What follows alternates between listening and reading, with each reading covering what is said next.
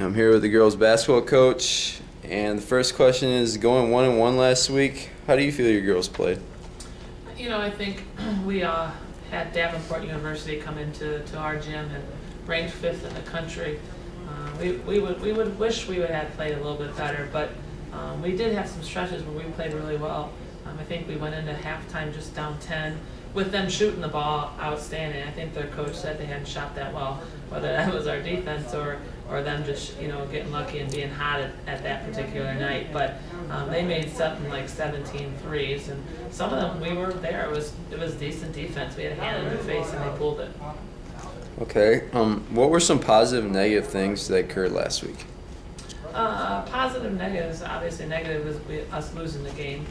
Positive, we recovered and we were able to travel up to Madonna and get the victory up there.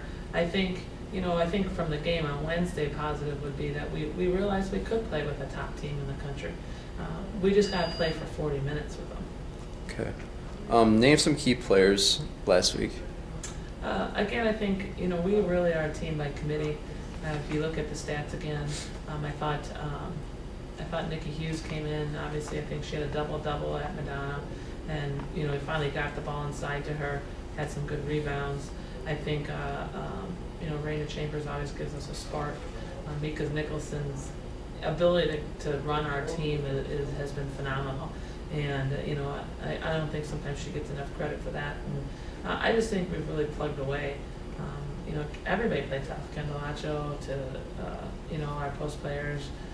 Getting Amanda Duke back is and she played well in Davenport. Getting her back was good, and keeping her going will be our next step.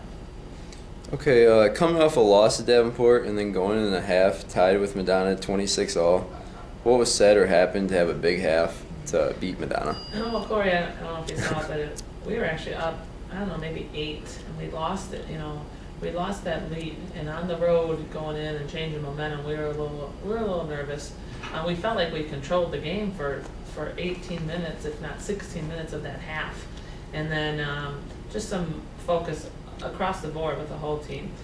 We just lost a few things, possessions, and we were up that much, and we really hadn't got the ball yet to Nikki Hughes, and that was and not just Nikki, I shouldn't say, but our post players. Nikki, because she benefited the most from it, because Nikki actually ended up having the guard on her most of the time, where our other post player, Amanda Duke or Chandler, had their bigger posts. So we just exploited their mismatch there a little bit, got the ball inside against the guard. Rebound. Sam Wolford came in, and it was huge just defensively in that game. But we talked at halftime to get the ball inside, and then the inside game will open up the outside game. Okay, and finally, getting a whole week off until you get to play another game, what will your team do to work on, or do you think this will be good for your team for having a break? Our first goal is to work on our grades. Not that they're bad, but it's exam week, and that's why we're off for 3 days. We're taking off till Tuesday, and then we'll try to get them running a little bit. So that's our most important, is them really just finishing this semester strong, and then really getting ready, because we go to these 2 days, we get these 2 games, then we go into Christmas where we let them off for a few days, and then come back to a 3-game tournament, a 3-day 3-game tournament, which is kind of a lot. So we really have to start preparing. This week we'll be preparing for not only those 2 games in Purdue Calumet, who's I think getting votes for the top 25, and Rochester, who's a good team, is also preparing for our Christmas tournament that leads into the second part of that conference. Okay, thank you, Coach. That will conclude our interview. Thank you.